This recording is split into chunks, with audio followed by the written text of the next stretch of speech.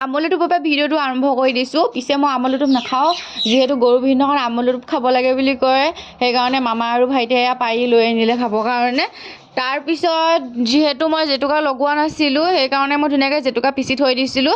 এতিয়া ধুনীয়াকৈ লগাম এয়া, আৰু ভৰিটো লগালোঁ যিহেতু বহি আছিলোঁ মই, এতিয়া বাহিৰতে বহি থাকিব লগা হ'ল বহুত টাইমৰ কাৰণে, উঠিব নোৱাৰা হৈ গ'লোঁ। আৰু ভাইটিয়ে চিঞৰিলে যে ৰাস্তালৈ যাওঁ বুলি, মই গৈ দেখিছোঁ সিয়া জ্বলাই আছে, মানে বেমাৰ চেমাৰ যাবলৈ জ্বলোৱা হয় বুলি, মানে সেই বুলিয়ে জানো মই। তাৰপিছত ধুনীয়াকৈ সি জ্বলালে।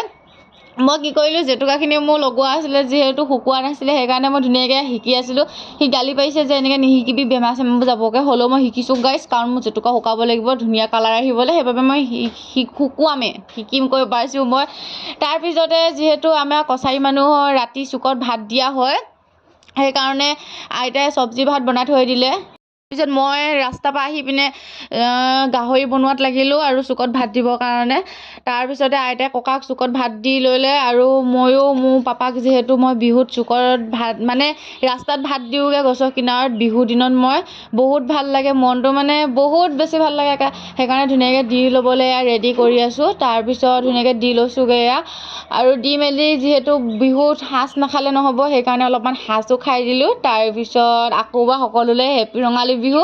আকৌ আমি বিলাকত লগ পাই আছোঁ। Bye bye guys.